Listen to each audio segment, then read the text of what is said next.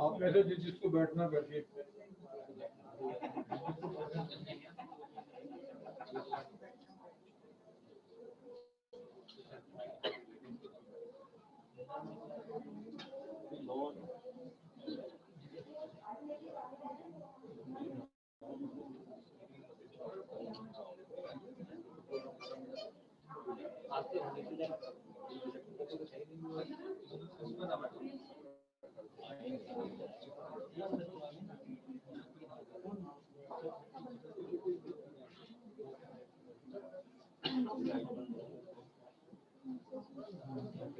Second number का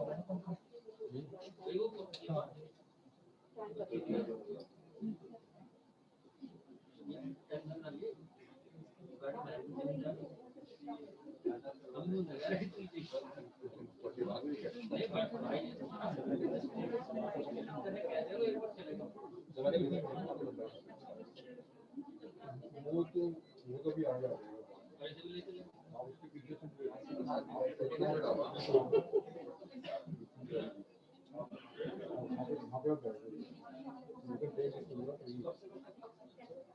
लेकिन वही पोजीशन बन गया। विपिन सर आगे आओ ना यार। हाँ सर आगे मैं समझ गया मैं सर आगे मैं आ जाओ जाओ चाहिए जो आया जो भी चीज उसको अरे आओ यार इतना टाइम नहीं लगाएगा। विपिन आगे आ गया सर मैं अभी ना प्लीज बैठो मैं हाँ बैठो ना आगे जाना कोई चांस नहीं बस अब आप जाओ ठीक है ना आप यहाँ मतलब जाओ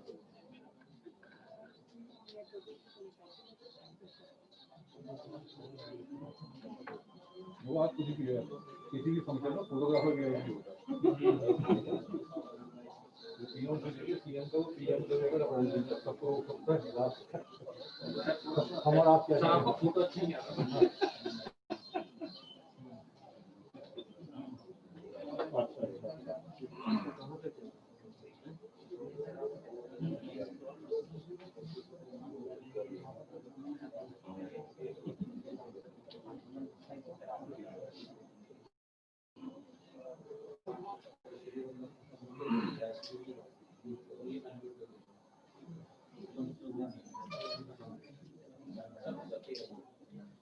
ब्रेकफास्ट भी बहुत चीजें तो ले लो हो गया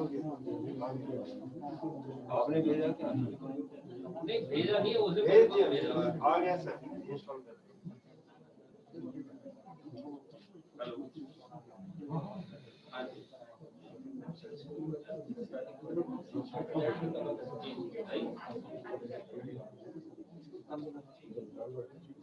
किस सब्जेक्ट में दो चीजें मैं आपको बता दूं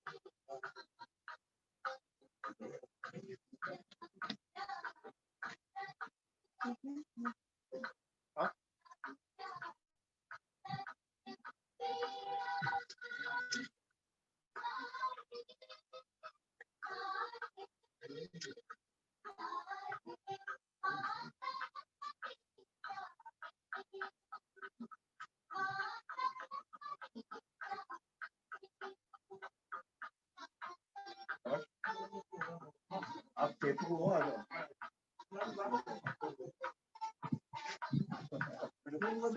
सोशल डिस्टेंसिंग की वजह से थोड़ा सा इसलिए मैंने सेतु में अरे नहीं तो जोड़ने वाले सब चीजें बच्चे ये आप लोग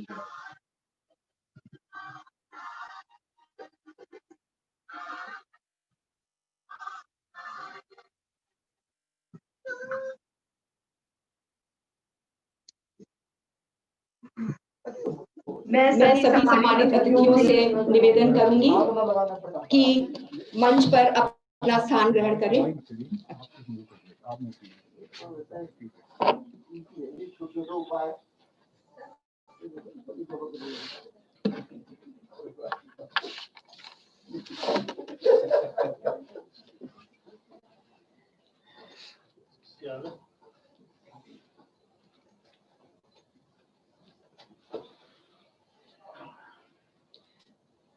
कृपया स्थान ग्रहण करें। नमस्कार। आज इस सभागार में उपस्थित सभी अतिथिगण का बहुत बहुत स्वागत।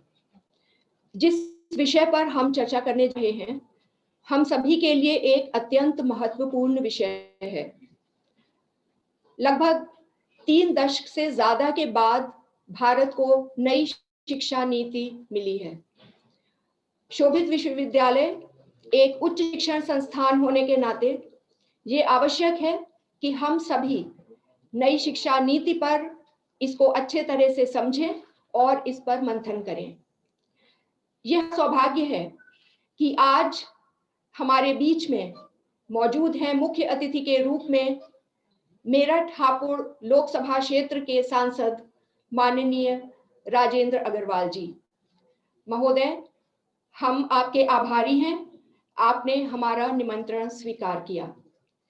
मैं विश्वविद्यालय के कुलाधिपति कुंवर शेखर विजेंद्र जी से निवेदन करूंगी कि माननीय मुख्यमंत्री जी का स्वागत करें।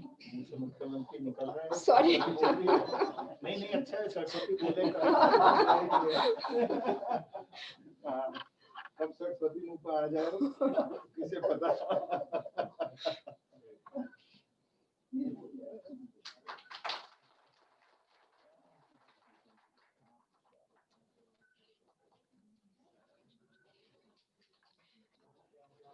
मैं आज के इस कार्यक्रम के मेजबान विश्वविद्यालय के vice chancellor professor AP Garg से निवेदन करूंगी कि हमारे कुलाधिपति महोदय का स्वागत करें।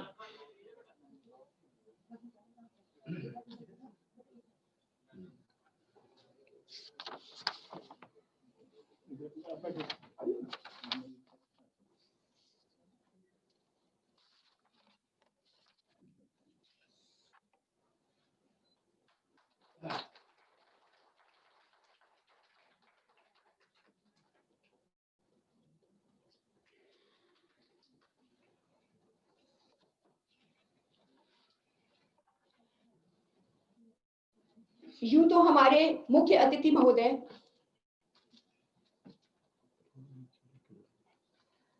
किसी भी परिचय के मोहताज नहीं हैं, लेकिन फिर भी मैं उनके संक्षिप्त जीवन परिचय से आप सबको अवगत कराना चाहूंगी। माननीय राजेंद्र अग्रवाल जी, उनका जन्म 2 अक्टूबर 1951 को पिलखुआ में हुआ। बचपन में ही वे राष्ट्रीय स्वयंसेवक संघ के संपर्क में आए। 1970 में उन्होंने भौतिक विज्ञान में एमएससी किया। 70-71 के दौरान उन्होंने कॉलेज में अध्यापन किया। 71 से 1984 तक वे राष्ट्रीय स्वयंसेवक संघ के प्रचारक रहे। उन्होंने आगरा महानगर, पीलीभीत जिला, मथुरा जिला, रामपुर जिला एवं पटना महानगर तथा 1982 में पटना में वो प्रचारक रहे। अनेक प्रकार के संगठनों से वे जुड़े रहे हैं। 1984 से लेकर वे बौद्धिक प्रमुख मेरठ महानगर रहे। तत्पश्चात प्रबंधक सरस्वती विद्या मंदिर शास्त्री नगर मेरठ, महामंत्री हैंडलूम वस्त्र व्यापारी संघ मेरठ, उपाध्यक्ष संस्कार भारती मेरठ महानगर। इसके पश्चात वे विभाग सामाजिक प्रमुख राष्ट्रीय स्वयंसेवक संघ मेरठ विभाग में रहे, सह संयोजक स्वदेशी जागरण मंच मेरठ प्रांत, सह संयोजक स्वदेशी जागरण मंच दिल्ली प्रांत, तथा इन सब दायित्वों को निभाते हुए हम ये भी देखते हैं कि आपातकाल में उन्हें कारावास भी जाना पड़ा। वे बरेली जेल तथा पीलीभीत जेल में 21 महीने तक बंदी रहे। इसके बाद भी श्री राम जन्मभूमि आयोजन तथा अन्य आंदोलनों में उनकी भागीदारी के कारण थोड़े समय के लिए दोबारा उन्हें कारावास हुआ। सांसद जी भारतीय जनता पार्टी से लंबे समय से जुड़े हुए हैं। कई पदों पर वे रह चुके हैं। वे महानगर अध्यक्ष मेरठ महानगर थे। 2000 से 2002 तक क्षेत्रीय प्रभारी प्रबुद्ध प्रकोष्ठ एवं प्रशिक्षण प्रभारी उत्तर प्रदेश रहे। वे क्षेत्रीय मंत्री भाजपा पश्चिमी उत्तर प्रदेश रहे। प्रदेश अध्यक्ष प्रबुद्ध प्रकोष्ठ उत्तर प्रदेश रहे। 2009 में सांसद जी पहली बार लोकसभा में सांसद के रूप में चुने गए। दूसरी बार 2014 और तीसरी बार 2019 में उनका चुनाव हुआ। संसद में भी उन्होंने अनेक दायित्व निभाए। उनकी भी मैं आपको विवरण बताती हूँ। जो पद उन्होंने संभाले वो थे संयोजक भाजपा संसदीय दल, सदस्य संसदीय राजभाषा समिति, सदस्य स्थायी समिति सूचना एवं प्रौद्योगिकी, सदस्य परामर्शदात्री समिति ग्रामीण विकास मंत्रालय, सभापति सरकारी आश्वासनों संबंधी समिति, सदस्य सभापति पैनल लोकसभा एवं सदस्य मानव संसाधन विकास संबंधी स्थायी समिति। तो इस प्रकार हम देखते हैं कि माननीय सांसद जी ने अनेक प्रकार की जिम्मेदारियां निभाई हैं और आगे के लिए भी हम उन्हें उनके लिए शुभकामनाएं प्रेषित करना चाहेंगे शोभित विश्वविद्यालय के बिहाफ पर। अब मैं आपको संक्षेप में हमारे आज के दूसरे अतिथि आपके बारे में थोड़ा सा मैं बताना चाह रही थी। ओके, तो कार्यक्रम को आगे बढ़ाते हुए मैं अपने vice chancellor professor AP Garg ji से निवेदन करूंगी कि आज के विषय में थोड़ा सा वो संक्षेप में हमें बताएं और तत्पश्चात हम मुख्य अतिथि जी से निवेदन करेंगे उनके संभाषण के लिए। Sir please.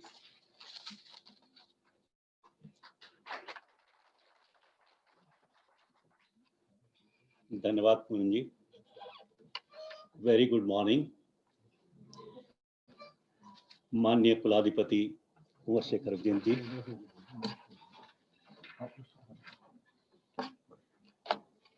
माननीय कुलाधिपति कुंवर शेखर जैन जी, मुख्य अतिथि मेरे बड़े भाई और मेरठ के सर्वाधिक लोकप्रिय नेता श्री राजेंद्र पाल जी, और हमारे विश्वविद्यालय के ऊपर हमेशा से ही माननीय सांसद जी का वरद हस्त रहा है और आज बड़ा शुभ अवसर है और बड़ी खुशी है कि हम उनका प्रांगण में पुनः स्वागत करते हैं।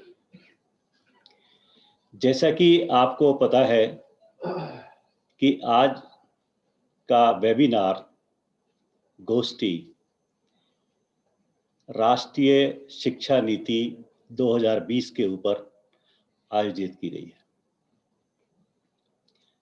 आप सभी लोग प्रबुद्धजन हैं, सभी को शिक्षा नीति के विषय में पता है, लेकिन मैं कुछ बातें यहाँ कहना चाहूँगा। इस शिक्षा नीति की सबसे बड़ी विशेषता है कि multiple entry and multiple exit. इससे बड़ी कोई विशेषता इस शिक्षा नीति की इससे ज्यादा अधिक नहीं है। यदि आप वेस्टर्न कंट्रीज से अब इसको कंपेयर करें और अब तक की जो शिक्षा नीति हमारी चल रही थी उससे आप इसको कंपेयर करें, तो आपको पता चलेगा कि multiple exit multiple entry system से छात्रों को कितना बड़ा फायदा होगा।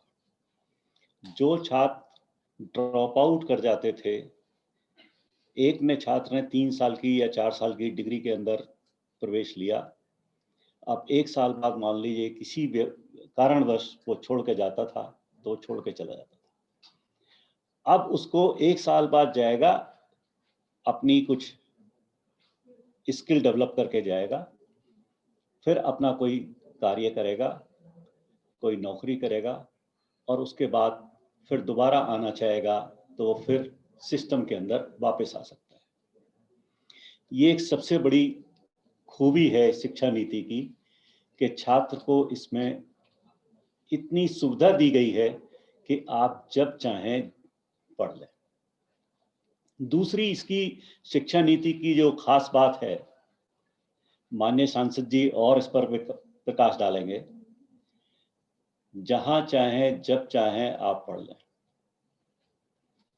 आप इस विश्वविद्यालय से कुछ क्रेडिट कोर्स करें, उसके बाद दूसरे विश्वविद्यालय में चले जाएं, वहां से क्रेडिट कोर्स करें, तीसरे विश्वविद्यालय में चले जाएं, वहां से कुछ क्रेडिट कोर्स करें। तो इससे क्या है कि छात्र को एक ऐसा अवसर मिल रहा है कि वो जहां जिस कोर्स का सबसे अच्छी गुणवत्ता में शिक्षा मिल रही है वहां से वो ही कार्य करेगा। दूसरी बड़ी इंपॉर्टेंट जो इस शिक्षा नीति की बात है कि शुरू से ही 5वीं 6ठी कक्षा से ही छात्र को स्किल डेवलपमेंट प्रोग्राम सिखाया जाए। अभी मैंने देखा कि जो सीबीएसई का सिलेबस बना है उसमें 33 कोर्स स्किल डेवलपमेंट के लगाए गए हैं, जबकि उसमें अभी और प्रक्रिया चल रही है और वो प्रक्रिया चल के कुछ और कोर्स जुड़ेंगे। इस शिक्षा नीति को बनाने में माननीय कस्तूरी रंगन जी का बहुत बड़ा सहयोग रहा है और मैं सौभाग्य से 3 बार इस शिक्षा नीति पर कुलपतियों के सम्मेलन में विचार विमर्श हुआ है, गहन विचार विमर्श हुआ है और सौभाग्य से तीनों कुलपतियों के सम्मेलन में मैं विश्वविद्यालय का प्रतिनिधित्व मैंने किया है और उसमें एक्टिवली पार्टिसिपेट भी किया है। माननीय शिक्षा मंत्री जी रमेश पोखरियाल जी निशंक जी, उन्होंने इतना बड़ा काम किया है शिक्षा नीति के अंदर कि इस शिक्षा नीति को 854 वाइस चांसलर थे जो पहली वाली कॉन्फ्रेंस हुई और उसमें 2 लाख सजेशन थे। उसमें से हमारे विश्वविद्यालय द्वारा भी कुछ सजेशन दिए गए थे, जिसमें multiple entry multiple exit system हमने भी दिया था और बाकी कुलपतियों ने भी दिया था। और आपको तो पता है कि जब मैंने इस विश्वविद्यालय में ज्वाइन किया था, मैंने तभी कहा था कि इस तरह के कोर्स जब तक हम शॉर्ट कोर्स नहीं चलाएंगे तब तक देश में युवाओं का भविष्य सुरक्षित नहीं होगा। और अब वही चीज हमारे माननीय प्रधानमंत्री जी के नेतृत्व में, माननीय शिक्षा मंत्री जी के नेतृत्व में इस शिक्षा नीति में आई है। तो इस शिक्षा नीति के अंतर्गत multiple entry multiple exit skill oriented system, जब तक स्किल्ड प्रोग्राम नहीं होगा तब तक शिक्षा कोई भी माने नहीं रखती। एक इस शिक्षा नीति का जो विशेष गुण है वो है क्रिएटिविटी और क्रिएटिव थिंकिंग। आप जब भी किसी इंडस्ट्री से बात करेंगे तो इंडस्ट्री वाले को ऐसे योग्य लोग चाहिए जो क्रिएटिव थिंकिंग जिनके अंदर हो, क्रिएटिविटी हो और टीम वर्क की भावना हो। ये सारे गुण इस नई शिक्षा नीति के अंतर्गत समाविष्ट किए गए हैं और जो हमारे शिक्षाविद हैं, हमारे माननीय शिक्षा मंत्री जी, माननीय प्रधानमंत्री जी, इनके नेतृत्व में जो शिक्षा नीति बनी है, जिसमें अगर आप इसको शिक्षा नीति को देखेंगे तो इसमें पूरा रोड मैप दिया हुआ है। कोई भी नीति जब तक उसके अंतर्गत टाइम बाउंड प्रोग्राम नहीं हो तब तक वो नीति नहीं कहलाती। इसकी एक विशेष खूबी ये भी है कि इसके अंदर एक टाइम बाउंड प्रोग्राम दिया गया है। एक निर्धारित किया गया है कि सन 2025 तक ये होगा, 2030 तक ये होगा, 2035 तक ये होगा, 2040 तक। और बजट का पूरा ध्यान रखा गया है। 6% जीडीपी इसके अंदर खर्च करने का प्रावधान रखा गया है और इन सब चीजों से ही यह शिक्षा नीति एक विशेष रूप लेती है। एक थोड़ी सी बात मैं और भी प्लेटफॉर्म पर कहता रहा हूं और यहाँ भी माननीय सांसद जी हमारे बीच मौजूद हैं और मानव संसाधन विकास, अब तो शिक्षा मंत्रालय हो गया, शिक्षा मंत्रालय की स्थायी समिति के सदस्य भी हैं। इसमें थोड़ा सा कृषि शिक्षा को और जोड़ देना चाहिए। जो हमारी सीबीएसई वाला सिलेबस है, जो स्किल ओरिएंटेड सिलेबस है, कक्षा 6 से लेकर के जो 12 तक जो स्किल्ड बनाए गए हैं प्रोग्राम, उसमें 33 स्किल्स हैं और 33 में से खाली एग्रीकल्चर पे 3 स्किल हैं, जबकि उसमें हम और कुछ स्किल्स जोड़ सकते हैं। वर्टिकल फार्मिंग है, नर्सरी है, ऑर्गेनिक फार्मिंग है, फूड प्रोसेसिंग है। जब हम इन चीज़ों को जोड़ेंगे तो एंटरप्रेन्योरशिप डेवलपमेंट ऑटोमेटिक हो जाएगा। इस शिक्षा नीति की एक ये भी विशेष खूबी है कि जब इसमें एंटरप्रेन्योरशिप डेवलपमेंट के लिए इसमें विशेष ख्याल रखा गया है। तो एंटरप्रेन्योरशिप डेवलपमेंट के लिए जो 60% आबादी हमारी एग्रीकल्चर पर आधारित है, उस 60% आबादी के लिए और जो 17% हमारा जीडीपी के अंदर कंट्रीब्यूट कर रहा है एग्रीकल्चर सेक्टर, उससे रिलेटेड स्किल ओरिएंटेड कोर्सेज पे विशेष जोर दिया जाना चाहिए। तभी हमारा विश्वविद्यालय, तभी हमारा भारत, तभी हमारा देश आत्मनिर्भर बनेगा, जो हमारा माननीय प्रधानमंत्री जी का सपना है। विश्व गुरु बनने के लिए हमें नीचे के तबके से लेकर के ऊपर के तबके तक सबको जोड़ना है और सब जब हमारे साथ जुड़ेंगे, सब स्किल ओरिएंटेड नीति के अंतर्गत चलेंगे, तब हम लोगों का भला होगा और देश का भला होगा। मैं बहुत छोटी छोटी बातें मैंने आपको ये कही हैं और विशेष तौर से माननीय सांसद जी जो शिक्षा मंत्रालय के स्थायी समिति के सदस्य भी हैं, वो अपनी बात आप लोगों के सामने रखेंगे। तो मैं बिना ज़्यादा समय लिए हुए, क्योंकि मैं आप लोगों से बातें करता ही रहता हूँ और आज का दिन माननीय सांसद जी के लिए हैं, सो मैं अनुरोध करूँगा कि माननीय सांसद जी अपने विचार से हमको अवगत कराएं।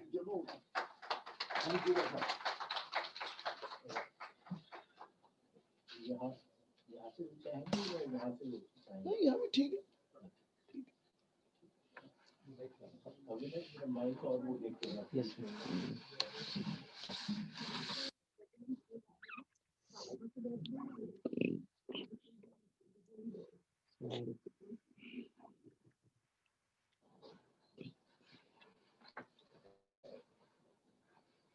धन्यवाद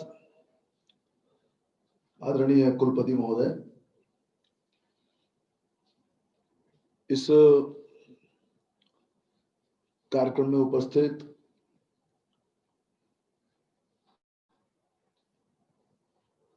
और मैं ऐसा मानता हूं यहां पर आने के अनुभव के कारण से कि जिस प्रकार के उद्देश्यों को लेकर के नई शिक्षा नीति का निर्माण हुआ है, उन उद्देश्यों को शिक्षा नीति का निर्माण होने से पहले से ही शोभित विश्वविद्यालय के अंदर उन पर कुछ न कुछ काम व्यावहारिक स्तर पर भी होता रहा है, और मैं इसके लिए बधाई देता हूं। ऐसे हमारे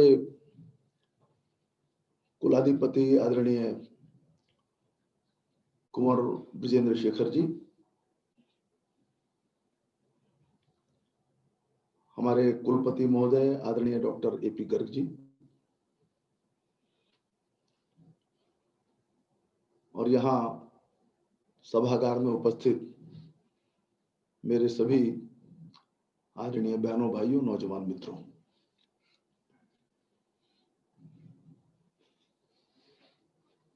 जैसा अभी हमारे कुलपति महोदय बता भी रहे थे, उससे पहले भी ये बताया गया कि तीसरी शिक्षा नीति है ये,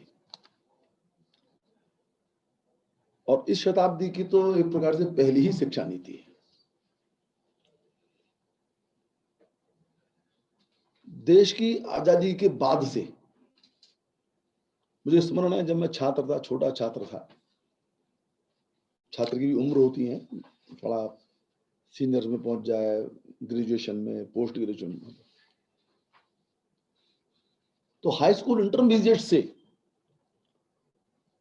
कहीं कोई वाक प्रतियोगिता के विषय के रूप में, कहीं पर किसी लेख प्रतियोगिता के विषय के रूप में, ये हमेशा बातें आती रहती थी कि हमारी शिक्षा नीति में कुछ परिवर्तन किए जाने की जरूरत है, और ये जो परिवर्तन है कॉस्मेटिक नहीं होना चाहिए, it should be rational, it should be something, मतलब जिससे पूरे शिक्षा नीति का जो परिदृश्य है वो शिक्षा का परिदृश्य बदले। कुछ गंभीर तकलीफें, कुछ गंभीर गैप्स हमारी शिक्षा नीति में है, और आपने भी ये बात सुनते रहे होंगे, जो जानकारी होगी, इस बात को कहने वालों में बड़े बड़े शिक्षाविद होते थे, खुद शिक्षा मंत्री होते थे, राज्यपाल होते थे, और एक आध बार तो राष्ट्रपति, प्रधानमंत्री ने भी इसके विषय में चिंता की, there should be a change. और ऐसा नहीं है कि चेंज नहीं हुआ, चेंज तो अब जैसे तीसरी शिक्षा नीति है तो पहले भी कुछ न कुछ काम तो हुआ ही है। अब मैं 2009 में संसद में पहुंचा तो शिक्षा को मौलिक अधिकार बनाया जाए, ये 15वीं लोकसभा के अंदर ही पास हुआ, एक बड़ी उपलब्धि थी वो भी। अब वो एग्जीक्यूशन पार्ट के अंदर कहीं समस्याएं आती है, वो अलग विषय है, वो एक देश के संसाधनों की, देश के अंदर जो उसकी ग्रामीण क्षेत्रों की खास तौर से समस्याएं हैं, गरीबी की समस्याएं हैं, उसके कारण से उसके एग्जीक्यूशन पार्ट में कुछ तकलीफें जरूर आती हैं, परंतु एक नीति के तौर पर प्रत्येक बच्चे का ये अधिकार है शिक्षा का, ये एक कानून उस वक्त बनाया गया है, तो काम तो हुआ। परंतु जो बात मैं कह रहा हूं कि कुछ गंभीर समस्या देश के अंदर है, उसको कैसे एड्रेस किया जाए, यानी शिक्षा नीति जो चल रही थी, सामान्यतया उसमें से निकलने वाले लोग हिंदुस्तान से कुछ कुछ कटे हुए से रहते थे। हिंदुस्तान से जुड़े हुए लोग यदि बनते थे तो शिक्षा नीति की वजह से नहीं बनते थे, उनके अपने संस्कार की वजह से बनते थे। कोई उनका पारिवारिक संस्कार है, कोई उनका सामाजिक संस्कार है, परंतु शिक्षा के अंदर जो हमारी एक हिंदुस्तान के साथ हमारा जुड़ाव होना चाहिए, देश की मिट्टी के साथ जुड़ाव होना चाहिए, वो कहीं मिसिंग होती थी। और ये अकारण नहीं थी, ये योजनाबद्ध ढंग से किया गया था। हमने मौखले का नाम हमेशा सुना है, जब कभी शिक्षा नीति की बात होती है तो मैकॉले का नाम हमेशा ध्यान में आता है। अब मैं थोड़ा सा मैकॉले का, आप तो यहाँ सब जानकार लोग हैं, आपने उसको जरूर मैकॉले के हिस्से वो अंश वगैरह पढ़े होंगे, लेकिन उनका एक बड़ा मुझे वक्तव्य मेरे हाथ में आया, ये बड़ा लंबा चौड़ा है वैसे, ये 7 जो है फुल A4 शीट पर 7 पेज का है। मैकॉलेज मिनट ऑन एजुकेशन, और ये 2 फरवरी 1835। एज मेंबर ऑफ काउंसिल उन्होंने देश की जो होने वाली शिक्षा नीति है, जो व्यवस्था है, उसके ऊपर अपने विचार रखे, और इन्हीं विचारों के आधार पर, इन्हीं में जो उन्होंने कंक्लूजन निकाले, इनके आधार पर जो उन्होंने दिशा निर्धारित करने का प्रयास किया, बाद में उसी को मंजूर करते हुए देश की शिक्षा नीति अंग्रेजों ने चलाई।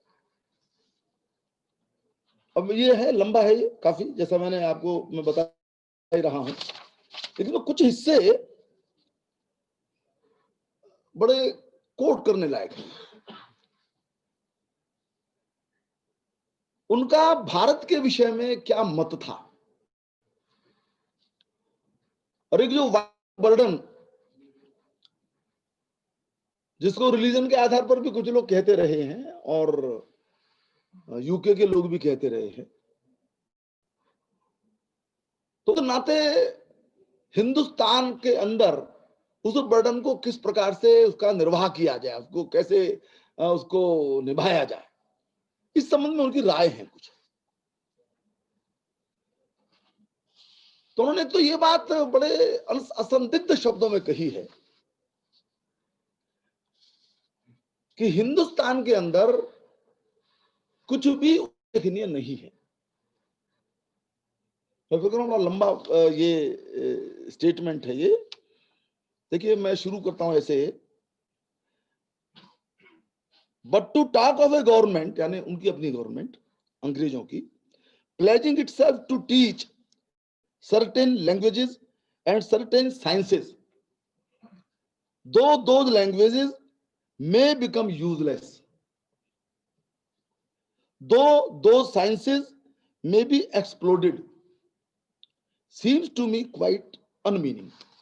यानी ये जो है, आप यहां से बढ़ते चले जाएं कि कुछ भाषाएं सीखने की बात हो, विज्ञान की बात सीखने की बात, कुछ है ही नहीं, तो क्या इसको सिखाना इसको।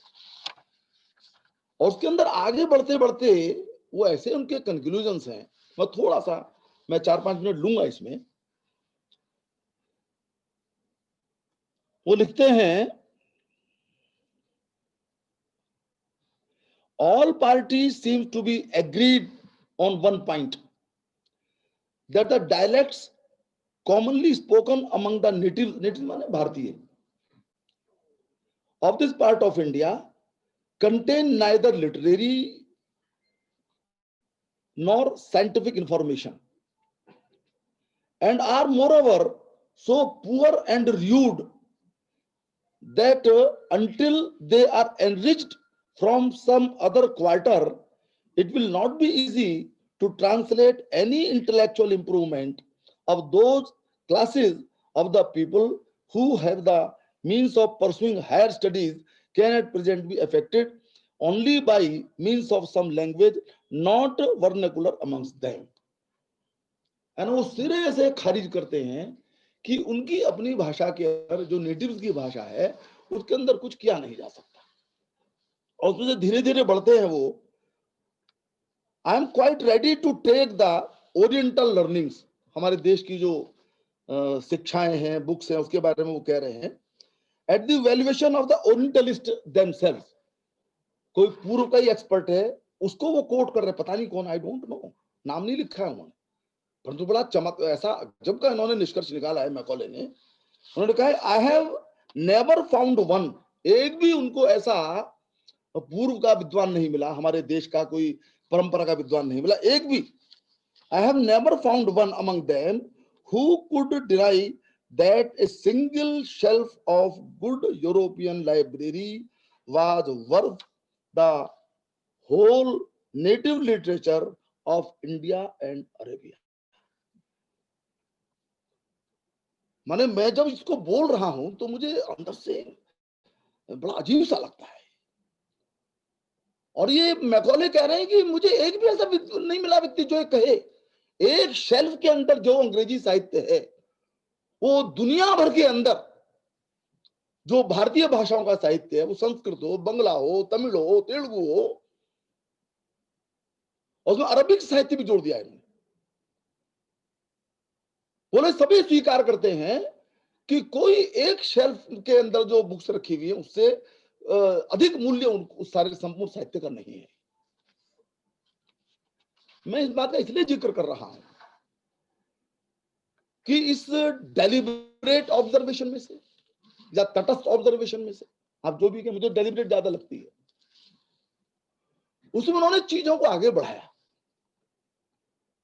और जो बात उन्होंने कही उन्हें सिद्ध करनी थी कि कुछ भी नहीं है। और इसलिए सारे एजुकेशन सिस्टम को उन्होंने उसी प्रकार से चला करके मैंने आगे बढ़ाया। देखिए, और मैं बीच में एक और दो करके फिर इसको बंद करूंगा मैकॉले को। It may safely be said that the literature now extant in that language is far greater value। नहीं, छोड़िए, इसकी कोई खास इंपॉर्टेंट नहीं है। उसमें लिखते आगे ये, in India English is the language spoken by the ruling class.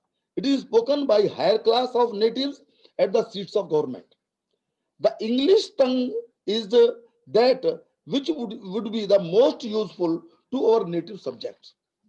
उन्होंने धीरे से ये कंक्लूजन निकाल करके कि अंग्रेजी ही केवल ऐसी भाषा हो सकती है जिसमें पढ़ाई ये कराई जाएगी। अब देखिए, हमारे आदरणीय कुंवर साहब के बगल का ही एक कस्बा है, आप गंगोह से पधारते हैं, कांधला, ज्यादा दूर तो नहीं जी कांधला। कांधला के एक विद्वान हुए हैं धर्मपाल जी। गांधीवाद के लिए उन्होंने सारी की सारी जिंदगी उन्होंने बात की लगाई और उन्होंने एक बड़ी जोरदार किताब लिखी है। उन्होंने लिखा है कि अंग्रेजों से पहले का भारत। और उस किताब का जो उन्होंने मटेरियल लिया है, वो मटेरियल लिया है जो अंग्रेज ऑफिसर्स यहाँ पर आते थे, कोई किसी भी विभाग में काम करता था, वो यहाँ के गांव में जाता था, यहाँ के जंगलों में जाता था, यहाँ के काम करने वाले लोगों के बीच में जाता था, और वहां पर उसको कुछ ऑब्जर्वेशंस उसकी होती थी तो वो दर्ज करते थे। तो आर्काइव्स में जाकर के वहां से उन्होंने उस मटेरियल को इकट्ठा करके वो किताब लिखी है कि अंग्रेजों से पहले के भारत वास्तव में कैसा था, शिल्प कैसा था, एजुकेशन कैसी थी, न्याय व्यवस्था कैसी थी, खेती कैसी थी, वगैरह वगैरह। और मैं उस बात का इसलिए जिक्र कर रहा हूं कि यदि तुलना करेंगे तो ध्यान में आएगा कि मैकॉले का जो कंक्लूजन है ये डेलिब्रेट है, ये तटस्थ नहीं है। उसका सीधा सीधा उद्देश्य उनका ये है कि यहां पर हमको जो नेटिव्स हैं इनको इस प्रकार से शिक्षित करना है कि ये हमारे उपयोग में आ सके। और देखिए, उसके लिए वो जो बड़ा प्रसिद्ध वाक्य प्रयोग होता है कि हम इस प्रकार के लोग निर्माण करेंगे जो देखने में भारतीय होंगे लेकिन स्वभाव संस्कार से वो अंग्रेज होंगे। बड़ा प्रसिद्ध उनका ये वाक्य है, we must at present do our best to form a class who may be interpreter between us and the millions who are to be governed, a class of persons Indian in blood and color but English in taste, in opinions, in morals and in intellect। तो मैं जो कहना चाहता हूं, बहुत सारे विषय हमारे आदरणीय गर्ग साहब ने रखे हैं और ये विषय भी बहुत लंबा है, निरंतर जहां पर विश्वविद्यालय में तो कई सेमिनार वेबिनार हो भी चुके हैं, लेकिन मुझको जो लगता है बहुत सारे पहलू, जैसा मैंने कहा कि आपने मेरे सामने बताया, मुझको ये लगता है कि भारत की शिक्षा नीति के अंदर इस प्रकार की जो दिशाहीनता जानबूझ करके निर्माण की गई थी और जिसके परिणाम स्वरूप देश की शिक्षा व्यवस्था से निकले हुए लोग अपनी जमीन से कुछ न कुछ अलग होते थे, वो जुड़े हुए होते थे तो उसके कारण कुछ और होते थे, शिक्षा व्यवस्था नहीं होती थी। मुझको ये लगता है कि नई शिक्षा नीति के अंदर इस बहुत बड़ी समस्या को अच्छे ढंग से, प्रभावी ढंग से एड्रेस किया। शिक्षा को हमारे यहाँ कभी भी, ये बड़ी प्रसिद्ध चीजें हैं, इस शिक्षा को हमारे यहाँ कभी एक्सपेंडिचर नहीं कहा गया। शिक्षा के अंदर जो व्यय होता है उसको हमारे हमेशा इन्वेस्टमेंट कहा गया, और शिक्षा के ऊपर जो भी व्यय होगा उसके आधार पर हम अपनी नई पीढ़ियों का निर्माण करें, उसके आधार पर हम नॉलेज क्रिएट करें, उस नॉलेज के आधार पर हम वेल्थ क्रिएट करें, और वैसे हम संपन्नता भी आएगी। और पुराने शब्दों को प्रयोग करना हो तो हम विश्व गुरु भी होंगे और सोने की चिड़िया भी। सारा ये एजुकेशन से आता है। तो मैंने उदाहरण दिया धर्मपाल जी का, उनकी किताब का आपको जरूर, मैं तो आदरणीय कुलाधिपति महोदय से अनुरोध करूंगा कि अंग्रेजों से पहले के भारत की उत्पत्ति आप जरूर यहाँ पढ़ें, बहुत ज्यादा मोटी किताब। लेकिन आप ऐसे भी देखें, जो मैकॉले साहब ये कह रहे हैं कि कुछ भी नहीं है, एक केवल एक अलमारी के बराबर भी इनका वर्थ नहीं, और बाद में इन्होंने कहा हमारी भाषा को ल्यूड कह दिया, हमारी भाषा को बड़ा इन्होंने हल्का बोल दिया, संस्कृत के विषय में ऐसी टिप्पणी कर दी। संस्कृत के साहित्य का उपयोग करके जर्मनी ने बहुत अधिक विज्ञान में आगे बढ़ने का अपना एक अपनी क्षमता दिखाई। वैसे भी देखिए, आखिर कहीं वो भास्कराचार्य थे, कहीं बाणभट्ट थे, कहीं सुश्रुत थे, कहीं चरक थे, कहीं पर नागार्जुन थे। दर्शन के क्षेत्र के अंदर, विज्ञान के क्षेत्र के अंदर, कला के क्षेत्र के अंदर हमारा जो शिल्प था, भवन का जो शिल्प था, तो बहुत पहले का था। चाहे हमारे विशाल भवन हो, हमारे चाहे मंदिर हो, हमारे चैत्यालय हो, हमारे इतने बड़े बड़े विश्वविद्यालय थे कि उसमें दुनिया भर से लोग आते थे पढ़ते थे। चाहे वो तक्षशिला हो पश्चिम के अंदर, या मध्य या पूर्व के अंदर नालंदा हो, विक्रमशिला हो, तो ऑब्जर्वेशन गलत है। और एक उदाहरण तो शुरू से सुनते आ रहे हैं, दिल्ली में वो स्तंभ खड़ा हुआ है, मेटल का है, धातु का है, और आज तक इतना विज्ञान प्रगति कर चुका है, ये आज तक भी चुनौती को बना कैसे, वो एलॉय क्या है, जंग नहीं खाता, वो कैसे बनाया, क्या क्या मिलाया, यानी आज तक भी to this day metrology department है, केमिस्ट्री का डिपार्टमेंट है, फिजिक्स का डिपार्टमेंट है, वो ये नहीं समझ पा रहा है कि बनाया कैसे, ये बना तो था। अंग्रेजों ने जिससे ढाका की मलमल को बर्बाद किया, ढाका की मलमल को प्रसिद्ध थी कि एक अंगूठी में से वो पूरा थान निकल कर आया, कैसे बनता भैया वो, कोई शटल लेट्स वो तो थी नहीं तब, वो मशीनें। तो वास्तव में मैं विषय को लंबा नहीं करना चाहता, लेकिन हमारा जो पारंपरिक वैशिष्ट्य है उसको जानबूझ करके हमारी आंखों से ओझल करना, वहां तक पहुंचने का भाषा की दृष्टि से, भाषा सबसे प्रमुख या बल्कि एकमात्र मार्ग होता है उस तक पहुंचने का। ये तो पहुंचा दिया हमको अपने साहित्य तक, हमारी अपने जो भी साहित्य हमारे यहाँ रचा हुआ है, तो भाषा पर एक प्रकार से उसको बंद करके उस तक हमारी पहुंच बंद कर देना, जो खासतौर से अंग्रेजी के द्वारा पढ़ाए जा रहे हैं, अंग्रेजी माध्यम से पढ़ाए जा रहे हैं। इस ढंग से देश के संपूर्ण मानस के ऊपर एक प्रकार का हीन भाव तैयार करना, और जैसा उन्होंने कहा था कि जो देखने में भारतीय होंगे लेकिन व्यवहार में, मॉरलिटी में, सोच में, सब चीज के अंदर अंग्रेजों ने वैसा ही कर दिया। जैसा मैंने कहा छोटे छोटे परिवर्तन का लाभ भी हुआ, लेकिन कुल मिलाकर के ये इन्वेस्टमेंट है, आगे आने वाली पीढ़ी का निर्माण करेगा शिक्षा का जो विभाग है, उस दृष्टि से बहुत ज्यादा समर्थ कोशिश की। जैसे हिंदुस्तान की आज भी 40% आबादी, लगभग 40% आबादी गरीबी की रेखा के नीचे है। तो ये केवल आर्थिक नीतियों का परिणाम नहीं है, तो आर्थिक नीतियों का परिणाम नहीं, आर्थिक नीतियों का परिणाम नहीं है, ये हमारी शिक्षा नीति का भी परिणाम है। हमने अपने बच्चों को तैयार ही नहीं किया, हमने अपने बच्चों को प्रशिक्षित ही नहीं किया। और आज जब 2020 के अंदर हम लोग थोड़ा सा अपने संपूर्ण परिदृश्य को पर निगाह डालते हैं तो ध्यान में आता है कुछ बातें मैं थोड़ा सा मैं कहूं।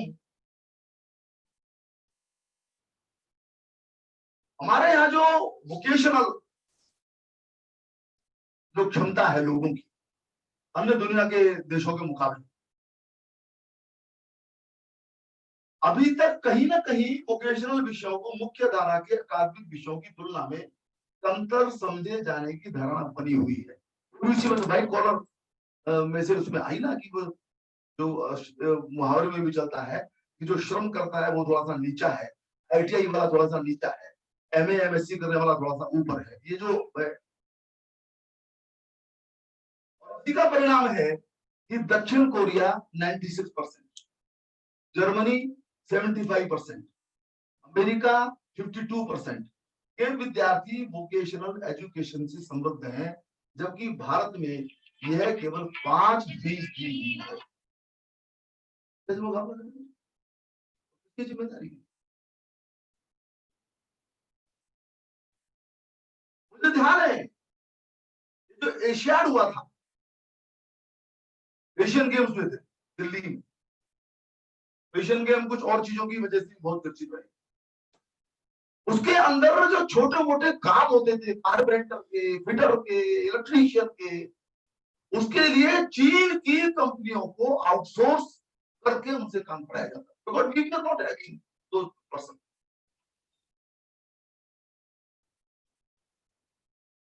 ये समस्या कैसे हल हो? आगे हमारे यहाँ एक दूसरी तरफ भी हमारी जो जड़ें, बच्चों के चीजों कहते हैं फाउंडेशन इतनी खराब है, इतनी कमजोर है। मैं किसी सरकार की तारीफ नहीं कर रहा हूं, लेकिन मैंने 3-4 साल के अंदर उत्तर प्रदेश में प्राइमरी एजुकेशन के चित्र थोड़ा सा बदलाव पाया है।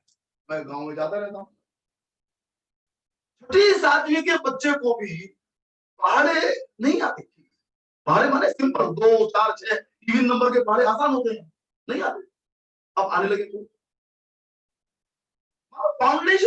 फाउंडेशन कमजोर यदि होगी तो बच्चा कैसे आगे बढ़ेगा जी? वो कहीं गुम हो जाएगा। और 95% तो बच्चे होंगे हमारे, 5% का जो हमारा स्किल का आंकड़ा आ रहा है, कुछ ड्रॉप आउट भी होंगे, कुछ पहुंचते ही होंगे, वो भी संख्या होगी। लेकिन बहुत बड़ा कारण ये भी होता होगा कि फाउंडेशन ही ठीक नहीं है तो उनको आगे बढ़ने की उनके पास गुंजाइश ही नहीं, they can't move so too much. अब इन चीजों को इस शिक्षा नीति के अंदर बड़ी संजीदगी के साथ, बड़े विस्तार के साथ इनको एड्रेस किया। जैसे वो कैंपस में था, बदला है, उसमें कर दिया इसको 5+3+3+4। देखिए हमारे आंगनबाड़ी चलती है, लेकिन आंगनवाड़ी का बच्चे की एजुकेशन से जोड़ करके उनका उपयोग करना, अब ये है एक व्यावहारिक समस्या है। हम भले ही पहले 5-6 साल से बच्चे का साहब एडमिशन होगा, अब तो हम थोड़ा सा देखते हैं, हम जो थोड़े समर्थ हैं वो भी कोशिश करते हैं कि 3 साल में 2.5-3 साल में बच्चे को कहीं वो एंगेज कर दें, तो फाउंडेशन उसकी ठीक हो। और फाउंडेशन के बारे में ये माना गया कि फाउंडेशन के समय मातृभाषा ही सर्वाधिक उपयुक्त भाषा है। बाद में आप चाहे थोड़ा बहुत चेंज करिए, लेकिन जो माँ की गोद में जो भाषा वो सीखता है उसके माध्यम से ही चीजें हो सकती है। उस पर बहुत ध्यान दिया इस शिक्षा नीति। फिर जैसे एक बड़ा मजेदार आंकड़ा है, आपने तो इतनी चर्चाओं में गए तो मुझे बड़ा आश्चर्य हुआ। शिक्षक जो है ये हमारी शिक्षा व्यवस्था का सर्वाधिक महत्वपूर्ण हिस्सा है जो डिलीवर करता है। और हमारे यहाँ तो हमारी जो थॉट प्रोसेस है उसके अंदर गुरु शिष्य परंपरा ये बड़ी, इसका बड़ा महत्व है। इसका अर्थ कदापि नहीं है कि हमें कोई आश्रम से बनाएंगे और जूट जाट से अपना ऐसे बना करके, लेकिन हमारे यहाँ अध्यापक में और बच्चे में संबंध है। इस बात को इसके अंदर पकड़ा गया, इस बात को बहुत अधिक ट्रांसफर करने के पक्ष में ये नीति नहीं। कोई बहुत कठिनाई आ जाए तब की बात दूसरी है, अन्यथा एक संबंध जो गुरु शिष्य का, छात्र का और अध्यापक का होता है वो विकसित हो, उसमें से उसको मार्ग मिले। फिर शिक्षकों का क्या हाल है? तो मुझे आंकड़ा बड़ा जोरदार इसमें है कि कुल मिलाकर के देश में 17,244 शिक्षक प्रशिक्षण संस्थान है, जिनमें से 10,000 एकल प्रशिक्षण संस्थान, एक वहां कोई सिखाता है बस, जिनकी गुणवत्ता अत्यंत निम्न स्तरीय है। इन संस्थानों को जस्टिस वर्मा आयोग ने बीएड डिग्री बेचने वाली दुकान तक कहा है। शिक्षा नीति ने कि नहीं, ये नहीं चलेगा। जिसको नई पीढ़ी को तैयार करना है उसको हम सम्मान भी देंगे, समाज में सम्मान होगा, सिस्टम में सम्मान होगा, परंतु उसकी तैयारी भी हम करें। और देखें तो जैसे मल्टीपल एग्जिट, मल्टीपल एंट्री, इसके जैसे व्यवस्था है, परंतु 4 साल का एक ऑर्गेनाइज्ड बीएड का कोर्स कैसा बनाएगा? Let us have better teachers.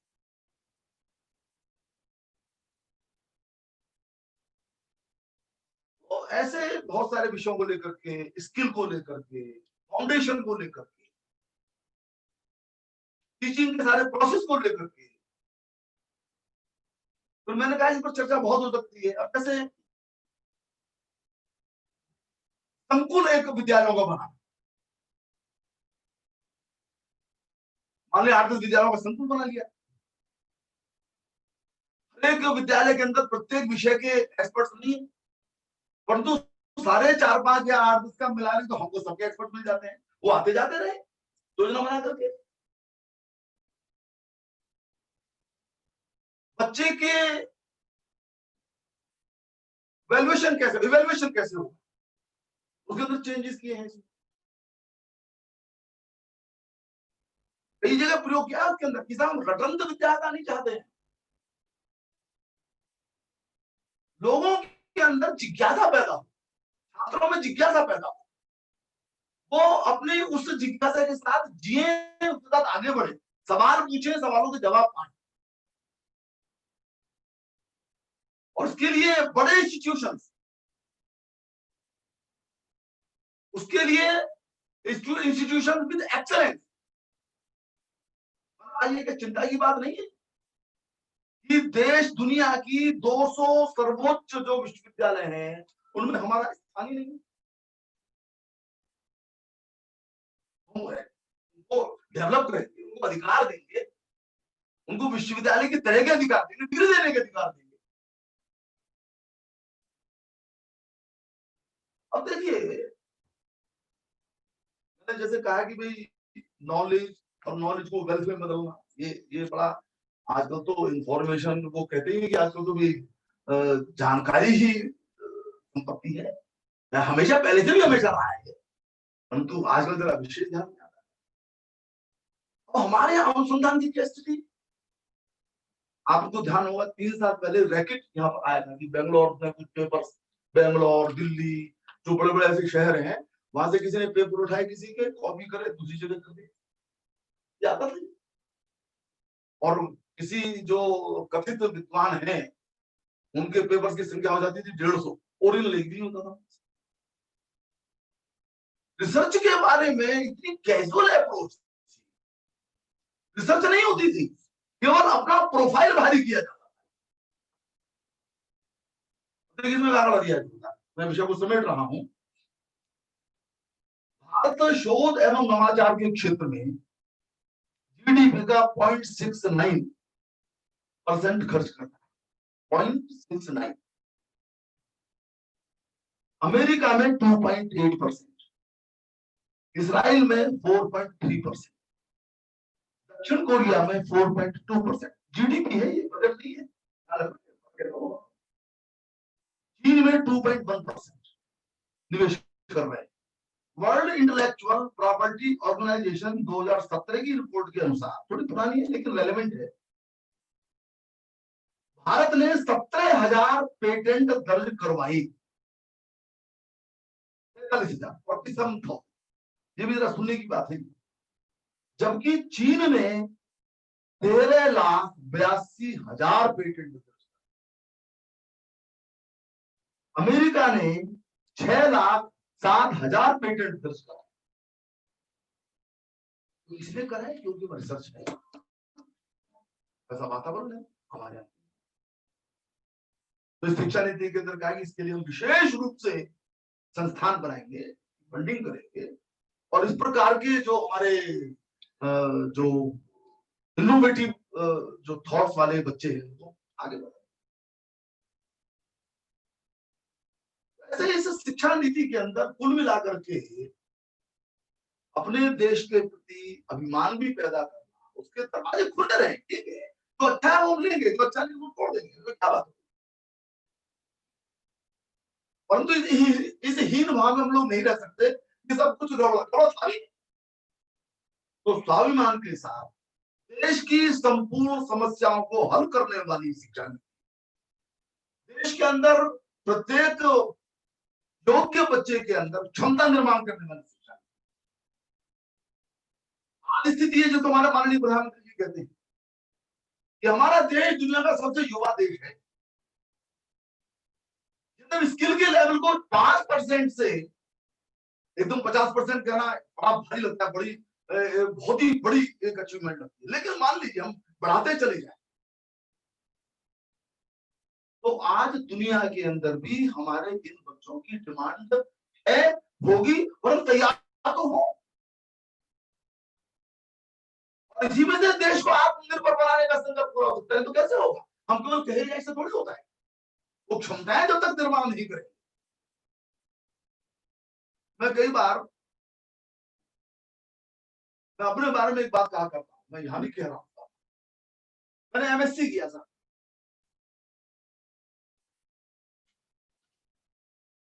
मैंने 1 साल कॉलेज में पढ़ा, फिर मैं चलिए सामाजिक काम की तरफ चला गया। मैं कर और कुमार साहब में केवल अपना वैल्यूएशन करता हूं। यदि मुझको ऐसे छोड़ दिया जाए तो मैं क्या कर सकता हूं? फावड़ा मैं चला नहीं सकता, थोड़ी देर में भाग जाऊंगा।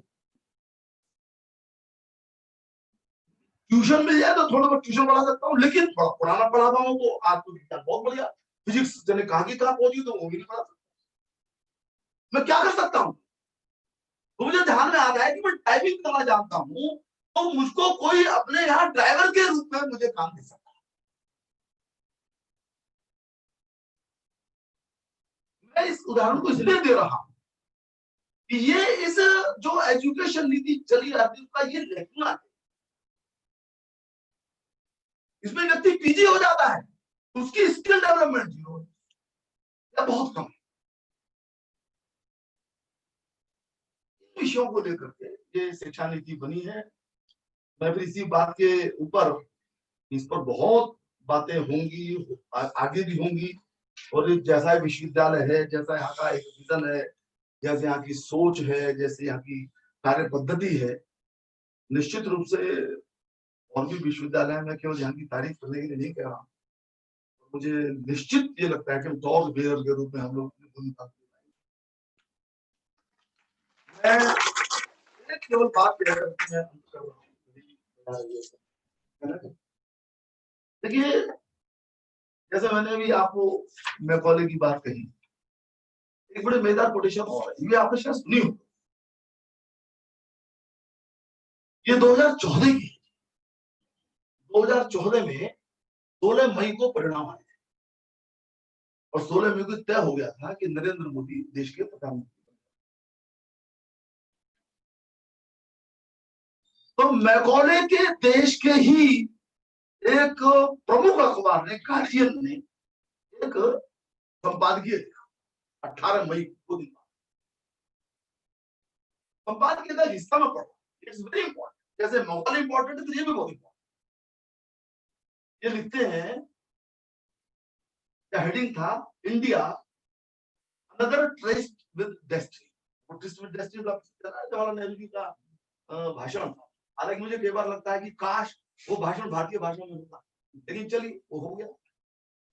तो अनदर ट्विस्ट विद डेस्टिनी, तो लिखते हैं इसके अंदर, it should be obvious that underlying changes in Indian society have brought us mister Modi and not the other way around. भूमिका हो गई। कंक्लूजन क्या है इनका? Today 18th May 2040 may well go down in history as the day when Britain finally left India. Guardian लिख रहा है, Indian actor नहीं लिख रहा। Narendra Modi's victory in the elections marks the end of a long era in which the structures of power did not differ greatly from those through which Britain ruled the subcontinent. India under the Congress Party was in many ways a continuation of the British Raj by all means. मैं समझता हूं कि ये जो बात है, ये कभी टीका टिप्पणी की बात नहीं है, और हम सभी को ये बात माननी चाहिए कि कम हुआ ज्यादा हुआ, सबने कुछ ना कुछ किया। लेकिन आज जिस दोराहा नहीं कहूंगा मैं, जिस स्थिति में देश हमारा आया है, उसमें वास्तव में पूरे देश की सामर्थ्य को स्वाभिमान के साथ खड़ा करने की जरूरत है। प्रत्येक व्यक्ति इंडिविजुअली सक्षम हो और उस नाते वो देश के, अपने घर के, परिवार के, देश के निर्माण में सहयोग दे सके। इसके लिए शिक्षा नीति बनी है। वास्तव में ये शिक्षा नीति देश का परिवर्तन करेगी, देश का भाग्य बदलेगी, और हम सब लोग उसके अंदर साधन के रूप में हम लोग जुट रहे हैं, जुटेंगे। इसी शुभकामना विश्वास के साथ मैं आप सबका बहुत बहुत अभिनंदन करता हूँ। धन्यवाद। जय हिंद।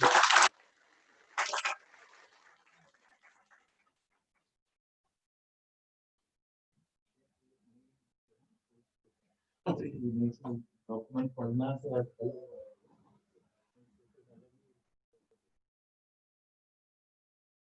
बहुत बहुत धन्यवाद महोदय। आपने अनेक महत्वपूर्ण बातों से हमें अवगत कराया। आपने मैकॉले की चर्चा की, उसका प्रभाव, मैकॉले की नीति का क्या प्रभाव हमारे ऊपर पड़ा लंबे समय तक, उसकी चर्चा की, और आज का जो परिप्रेक्ष्य है उसके ऊपर आपने स्किल डेवलपमेंट की इम्पोर्टेंस की बात की, टीचर एजुकेशन की इम्पोर्टेंस की बात की। आपके विचारों के लिए बहुत बहुत धन्यवाद। अब मैं कार्यक्रम को आगे बढ़ाती हूँ। माननीय कुलाधिपति कुंवर शेखर विजेंद्र से निवेदन करूंगी कि वो अपने विचार हमारे समक्ष प्रस्तुत करें। किंतु इससे पहले, हालांकि सर ने मुझे मना किया था, लेकिन फिर भी I will take the liberty कि सर का एक संक्षिप्त परिचय आप सबके सामने मैं पेश करूं। कुंवर शेखर विजेंद्र शोभित विश्वविद्यालय के सह संस्थापक एवं कुलाधिपति हैं। वे एक शिक्षाविद होने के साथ साथ एक सामाजिक, सहारनपुर और मेरठ मंडल के युवाओं के शैक्षिक उत्थान के लिए वे पूरी तरह से प्रतिबद्ध हैं। पठन पाठन के साथ सामाजिक गतिविधियों से और सामाजिक संस्थाओं से जुड़े हुए हैं। कुछ उनकी जो गतिविधियां हैं उनके बारे में मैं बताना चाहूंगी। He is co-chairman of National Education Council of ASSOCHAM. He is advisor Shri J.P. Mathur Charitable Trust, New Delhi. He is member Central Board and Executive Committee, Harijan Sevak Sangh, founded by Mahatma Gandhi. And let me add that this was the only organization founded by Mahatma Gandhi.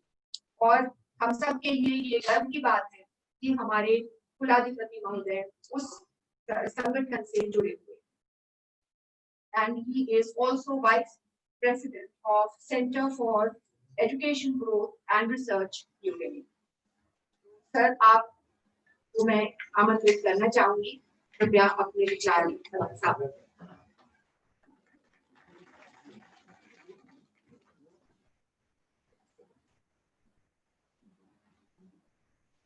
Very much doctor Sunande. आज के मुख्य अतिथि और हम सबके बहुत ही स्नेही बड़े भाई मेरठ हापुड़ सांसद श्री राजेंद्र अग्रवाल जी, शोभित विश्वविद्यालय के कुलपति मगर बहुत सारी चीजों में भाई साहब के और हमारे बीच के सेतु हर्ष भाई, शोभित विश्वविद्यालय के deans, directors, faculty members, staff members, research scholars and students. शिक्षा नीति पे बहुत सारी बातें पिछले कुछ महीनों से हम सभी लोग, देश में एक नई परंपरा आई है। नई परंपरा ये आई है कि जो भी नीति आई चर्चा, और जब चर्चा होती है तो वो नीति अपनाने में आसानी होती है। और उसी श्रृंखला में आज एक बहुत ही महत्वपूर्ण दिन रहा और है जब हमारे बीच श्री राजेंद्र अग्रवाल जी ने शिक्षा नीति पे न केवल अपने विचार रखे, लेकिन बहुत सारे ऐसे विषयों को भी छुआ जिन विषयों को आज की युवा पीढ़ी को जानना भाग। अक्सर होता ये है कि हम आज को जानते, हम ना भविष्य को तो कोई भी नहीं जानता, लेकिन हम अपने पास्ट को, हम इतिहास को नहीं जानते हैं कि उस इतिहास में क्या छुपा हुआ, क्या वजह थी ये बदलाव लाने की, क्या ये आवश्यक थे, और जब ये नहीं थे तो क्या। अभी भाई साहब बात कर रहे थे लॉर्ड मैकाले, बहुत बड़ा वो डॉक्यूमेंट है, बहुत सारी बातें हैं, बहुत सारी चर्चा है उसमें। और वो जो एक परंपरा थी, तो परंपरा थी कि शिक्षा ऐसी हो जो एक बहुत बढ़िया मैकेनिकल ह्यूमन रिसोर्स, एक ऐसा मशीनी इंसान बना दे जिसके पास अपनी सोच, जिसे जो बताया जाए, जिसे कहा जाए व्हाट टू थिंक। इस बात को प्रधानमंत्री जी ने भी कहा, ये शिक्षा नीति व्हाट टू थिंक से हाउ टू थिंक की तरफ जाने का एक। तो माननीय प्रधानमंत्री जी ने जो एक लिस्ट में बात की, एक छोटे से अपने ट्वीट में बात की, सारी की सारी की शिक्षा। जब लॉर्ड मैकाले की बात हो रही थी तो मुझे एक किताब याद आई। मैंने पहले भी कभी ना कभी अपने इस प्रांगण में उसे कोट किया होगा, अक्सर मैं कोट करता हूँ।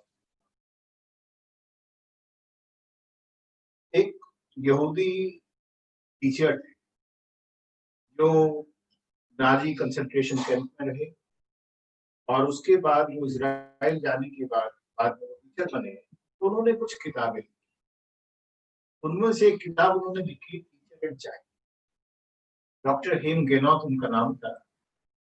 तो जो उन्होंने उस किताब में लिखा, I will like to quote, I quote, I am a survivor of a concentration camp. My eyes saw what no person should witness. Gas chambers built by learned engineers. Children poisoned by educated physicians. Infants killed by trained nurses. Women and babies shot by high school and college graduates. I am suspicious of it. My request is, help your children become human. Your effort must never produce learned monsters, skilled psychopaths, and educated individuals. Reading, writing, and arithmetic are important only if they serve to make our children more human. कहीं ना कहीं इसी को लेकर सारी शिक्षा नीति चलती है, और सिर्फ इस देश में नहीं, पूरे विश्व में चलती है. जो शासन के, जो सत्ता के उद्देश्यों को पूर्ण कर सके, सिर्फ ऐसी शिक्षा नीति. लेकिन यदि मैं भारत के इतिहास में जाता हूँ, पुरानी चीजों में जाता हूँ, अपनी परंपराओं में जाता हूँ, हमारे यहाँ हमेशा शिक्षा नीति क्या थी? वो थी मनोरभव, मनुष्य बनने की नीति.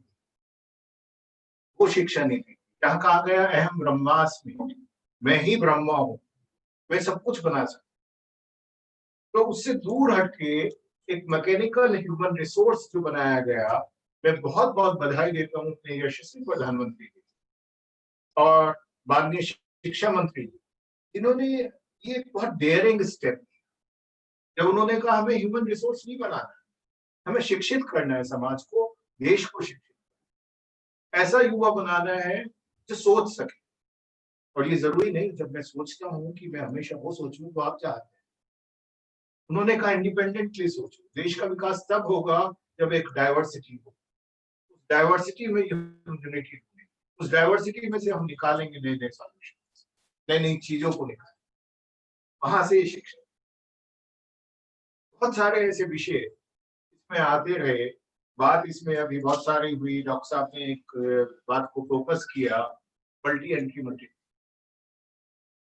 जब ये शिक्षा नीति बन रही थी तो शोभित यूनिवर्सिटी ने जब भी अपनी बात की, तो उसमें हमारे एक कंसर्न था कि there should be a clause of multi entry exit.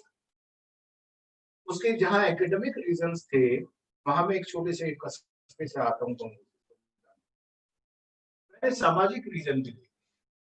जब मैं ग्रॉस एनरोलमेंट रेशो की बात करता हूँ कि वो आज 28-29% है, तो मैं साथ साथ ये भी देखता हूँ ड्रॉप आउट कितने, और उस ड्रॉप आउट की रीजंस क्या है. What are the reasons behind? बहुत सारे रीजन सामाजिक. बहुत से लोगों को पैसा नहीं है, इतनी सुविधाएं नहीं है. होता ये था कि आप एक बार कैंपस के अंदर आए, आप बंद गए 4 साल के लिए, 3 साल के लिए. आप सिर्फ आपको करना क्या है, पढ़ना है. पढ़ाई आपके काम आएगी या नहीं, जैसे भाई साहब अभी कह रहे, लेकिन आपको बस और कुछ नहीं. आपके पास यदि पैसा नहीं, आप ड्रॉप कीजिए, जो आपने पढ़ा है वो भी जीरो, और आप जाइए अपने जीवन के 2-4 साल या 1 साल खराब. तो ये मल्टी एंट्री मल्टी एग्जिट को जो मैं देखता हूँ, ये एक सामाजिक टूल की तरह देखता हूँ. मुझे पता है इससे ग्रॉस एनरोलमेंट रेशो भी बढ़ेगा. आपके पास थोड़े पैसे हैं, आप जाइए संस्था में पढ़िए, 1 साल पढ़िएगा, जाइए फिर अपना उसे किसी इंडस्ट्री में काम कीजिए. 2 फायदे होने वाले हैं. आप पैसा भी कमाएंगे, आप एक्सपीरियंस भी कमाएंगे, आपको एक्सपोजर भी मिलेगा, एप्लीकेशन ऑफ नॉलेज. फिर वापस आ जाइए, फिर पढ़ लीजिए थोड़ा सा, एक सर्टिफिकेट लेके. आप पहले साल के बाद गए थे, दोबारा आए, आपको एडवांस सर्टिफिकेट मिला. तीसरी बार आए, आपको डिग्री मिली. चौथी बार आए, आपको रिसर्च ओरिएंटेड. हर बार आपको पता है मुझे कब आना है, कब जाना है और कहां तक मुझे जाना है. ये मजबूरी नहीं है कि मुझे उसी से जुड़ा है. तो ये एक बहुत बड़ा सोशल इंस्ट्रूमेंट बना है. इसे समझने की, समझाने की भी जरूरत है. हम सब लोग बहुत डिफरेंट एरिया से आते हैं. यदि मैं शोभित परिवार की, तो मैं चाहूंगा कि हम इस बात को ज्यादा के बताएं लोगों कि हाँ ऐसा है. एक इसमें बड़ा इंपॉर्टेंट है, मदर टंग के बारे में बात हुई, 3 लैंग्वेजेस की बात, बड़ा शोर भी मचाया, कुछ लोगों ने कहा मैं हिंदी मैं तो ये वाली भाषा पढ़ना चाहता हूँ, मुझे तो ये चीज पढ़नी है, मैं ये नहीं पढ़ूंगा। एक मारामारी सी। यदि ये फैक्ट है, जब मैं इंग्लिश में बोलता हूँ तो आज भी मेरे बैक ऑफ माइंड में मैं हिंदी में सोचता हूँ। एक मजबूरी बनाई गई कि higher education will only be in there will be one language. जो थॉट प्रोसेस है, जो बचपन से मैं जिस भी माहौल में रहा हूँ, जो मेरी मदर टंग है, आज भी मेरी सारी क्रिएटिविटी उसी में सब। जब मैं इंग्लिश बोलता हूँ, मैं पहले सोचता हूँ, फिर मेरा दिमाग उसे ट्रांसलेट करता है, फिर मैं उसे बोलता हूँ, क्योंकि मेरी मदर टंग तो वहां है। हाँ, जो रटा रटाया बोलना होता है वो मैं कर सकता हूँ। तो बहुत सारी बातें जो हम कहते हैं हमारे देश की 200 विश्वविद्यालयों में से क्यों नहीं है, हमें नोबेल लॉरेट्स क्यों नहीं है, हमारे अंदर क्रिएटिविटी क्यों नहीं है, हम इनोवेशन में क्यों नहीं काम कर रहे हैं, इसलिए नहीं कर रहे हैं कि जहां से सोचना था तो हुई। तो ये जो मल्टी लैंग्वेज की बात हुई है, 3 लैंग्वेज की बात हुई है, इसका बहुत बड़ा एक इम्पैक्ट आने वाले समय में होने वाला है। लेकिन इन छोटी छोटी बातों में इतनी डीप चीजें छिपी हुई हैं कि कहीं ना कहीं हमें देखना, सोचने की जरूरत, मल्टी डिसिप्लिनरी की बात। अभी क्या था, जैसे भाई साहब कह रहे थे, मैं एमएससी फिजिक्स से साइंस का ही स्टूडेंट था, हमें कुछ और आता नहीं था, शौक था, मान लिया मुझे जो है फोटोग्राफी का भी शौक है, मुझे थोड़ी बहुत पेंटिंग का भी शौक है, लेकिन कभी भी I never had an opportunity go and take a class और ए सेशन कि मैं जाके कहीं से थोड़ा सा एबीसी सीख लेगा। तो क्या हुआ कि या तो मैं इसे मारूं या इसे मारूं। या जब साइंस की बात हुई तो हर चीज के पीछे मैथमेटिक्स छुपा हुआ है। आज जो मैथमेटिक्स पढ़ा रहे हैं उनसे कंप्यूटर की बात नहीं की जा रही है, उनसे इलेक्ट्रॉनिक्स की बात नहीं की जा रही है, उनसे फिजिक्स की बात नहीं की जा रही है। और जब हम कंप्यूटर में कहते हैं कि शोभित यूनिवर्सिटी में हम एग्रीकल्चर की बात करेंगे, एग्रीकल्चर इंफॉर्मेटिक्स की बात करेंगे, बायो इंफॉर्मेटिक्स की बात करेंगे, बायो मेडिकल इंजीनियरिंग की बात करेंगे, तो लोग हमें ध्यान है, जब यूनिवर्सिटी बने थे ऐसा 2006-7 में, तो हमारे से विश्व यूजीसी ने पूछा कि आप किन एरिया में काम करना चाहते हैं, what will be your specialisation being a degree. तो हमने कहा जब हम 3 एरिया में मेजरली काम करना चाहते हैं, पहला है एग्रीकल्चर। बोले ये क्या होता है, and we were rejected in 2004, we were rejected for that. बोले ये होता क्या है, there is no subject called agriculture informatics. हमने कहा जब हम बायो इंफॉर्मेटिक्स में काम करना चाहते हैं, हम बायोमेडिकल में काम करना चाहते हैं, क्योंकि ये आने वाला समय का भविष्य है। और अभी भी दुर्भाग्य क्या है कि एआईसीटी में करीब 70 ब्रांच है बीटेक की, वहां एग्रीकल्चर इंफॉर्मेटिक्स नाम की कोई ब्रांच नहीं है। जब मैं उनसे लास्ट ईयर जाके मिला चेयरमैन से, मैंने उनसे रिक्वेस्ट की, बोले एग्रीकल्चर टेक्नोलॉजी है, आप ऐसा करो उसी में इंफॉर्मेटिक्स चला, एआई से तो ब्रांच बन जाएगी, लेकिन जहां एग्रीकल्चर की, जहां मल्टी डिसिप्लिनरी अप्रोच की, हाँ अभी भी कहीं ना कहीं हम लोग उचित। मुझे खुशी है कि हम शोभित विश्वविद्यालय में ये सब कर रहे हैं, और नई एजुकेशन पॉलिसी हमारे जैसे विश्वविद्यालयों को, जिन्हें कहा जाता था कि या तो आप पागल हैं या आप भविष्य की ज्यादा सोचते हैं, वर्तमान इसलिए आपसे छूट जाता है, ऐसे विश्वविद्यालयों को मजबूत कर। तो उसके लिए मैं दोबारा से बधाई देता हूँ अपनी सरकार, माननीय मंत्री जी को, कि उन्होंने बहुत अच्छा कार्य एक इसमें किया है, इससे ये सारे बदलाव आने शुरू। क्रिएटिविटी की जहां बात है, जहां विश्वविद्यालयों की बात आती है, विश्वविद्यालय का मुख्य उद्देश्य, उससे कहीं ना कहीं हम बहुत पीछे हटे। उनका उद्देश्य क्या है, मैं हमेशा कहता हूँ the role of university and the job of university, creation of knowledge, integration of knowledge and application. इन तीनों चीजों के लिए माहौल बनाना है। अभी तक 90% यूनिवर्सिटीज या इंस्टीट्यूशंस वो कर रहे थे डिसेमिनेशन ऑफ, जो इधर उधर का ज्ञान है उसे इकट्ठा करो किताबों में और क्लास में जाके बांट।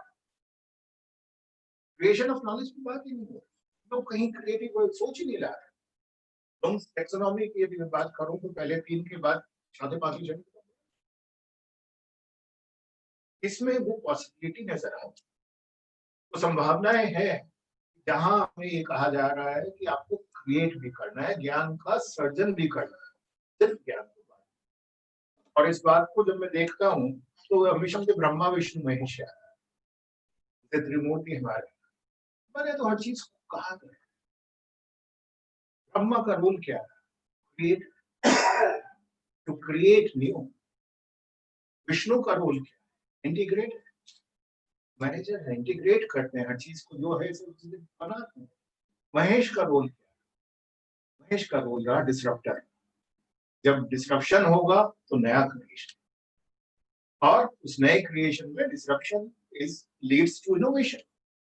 तो हमेशा जब भी कोई प्रकृति बहुत समय तक चलती रही, चीजें चलती रही, तो महेश ने अपना रोल प्ले किया, तांडव हो या किसी भी में उसे रूप में हम देख लें, और एक नया डिस्ट्रप्शन हुआ, नए डिस्ट्रप्शन से नया क्रिएशन। वो जो है वो सारी चीजें मुझे इस नई एजुकेशन समझने की आवश्यकता है। खाली इस बात को हमें बहुत डीपली सोचने की आवश्यकता है, ये विषय क्यों हुआ है। भाई साहब ने एक बात कही, white collar and blue collar, तो उसके लिए पहले तो मैं आपको बहुत बहुत बधाई एक विषय पे देना चाहूंगा कि मेरठ जैसे शहर में जहां आप कनेक्टिविटी लाने के लिए इतने लंबे समय से प्रयासरत हैं, और मुझे खुशी है कि देश की पहली ट्रांस सिटी जो मेट्रो है वो हमारे प्रांगण के बाहर तक आने वाली है। केवल फायदा होने वाला है कनेक्टिविटी में, हो सकता है कि अच्छे बच्चे यहाँ आने में कतराए।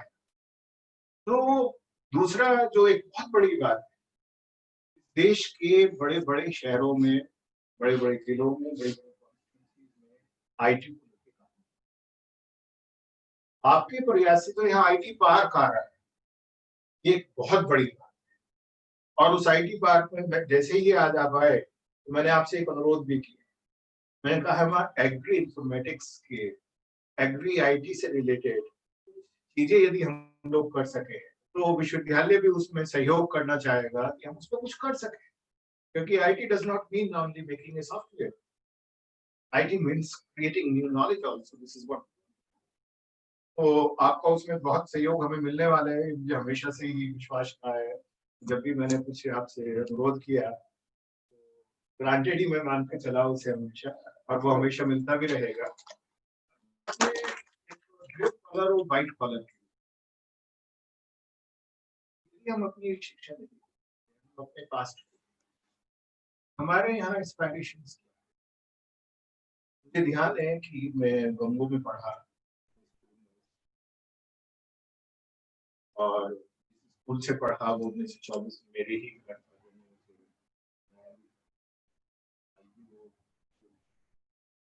इंस्पायरेशन से भी हम आज से लेके आज इंस्पायरेशंस क्या है, what you like to do. हर बच्चा वो एस्पायर करता है मैं बड़े शहर में।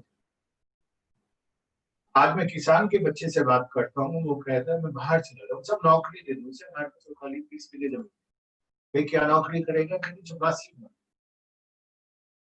क्लर्क रख लो 5-6 हजार 10,000, ये तो भाग्य है। एक तो हम लोगों को हाथ से काम करने की आदत, दूसरे हमने एक छोटा बड़ा का ऐसा बना दिया एजुकेशन में भी कि ज्ञान का यदि आप एप्लीकेशन पार्ट में हैं तो आप छोटे हैं। तो एक थ्योरी में हमेशा उस पर भी बात करता हूँ कि 3H थ्योरी, हेड, हार्ट और हैंड, जहाँ ब्रह्मा विष्णु महेश है, ऐसे ही ये तीनों भी, इनका जो इंटीग्रेशन था कि जहाँ हेड है क्रिएट करता है, हार्ट है दुनिया को क्रिएट करता है, ये application vocational education, skill development की जब बात हो रही है, आत्मनिर्भर भारत की बात हो रही है, वो डिग्रियों से नहीं होने वाला है, वो खाली एनरोलमेंट नंबर बढ़ाने से नहीं होगा, तो तब होगा जब ये तीनों चीजों का इंटीग्रेशन होगा। जो मैं यूनिवर्सिटी में सीख रहा हूँ उसको अप्लाई करना। ये दुर्भाग्य लगता है मुझे कि शोभित यूनिवर्सिटी में भी 20 साल पुराना कंप्यूटर इंजीनियरिंग डिपार्टमेंट है। जब कंप्यूटर खराब होते हैं, यदि मैं बाहर से किसी को बुलाता हूँ उसे सही करने के लिए, यहाँ सारे ही कंप्यूटर इंजीनियर है, हम भी कंप्यूटर इंजीनियर रहे हैं, पढ़ाने वाले भी कंप्यूटर इंजीनियर हैं, और यदि ये हो कि साहब को कंप्यूटर खराब हो गया, जरा किसी को बुलवा लेना, तो शायद। और ये सिर्फ मशहूर विश्वविद्यालय की बात नहीं कर रहा, यहाँ तो शायद ही कभी बुलाते हैं क्योंकि हम कंजूस भी हैं, कहते हैं अपना आप करो, इसे सीखो और अपना आप बनाओ, जैसे भी बनाना है। लेकिन ये जनरली उस एप्लीकेशन पार्ट, इस एजुकेशन पॉलिसी बहुत डीपली, बहुत जो है, हर शब्द में यदि हम ढूंढते हैं तो कहीं ना कहीं स्कूलों से, बिना आंगनबाड़ी से, सब जगह से उसे ला के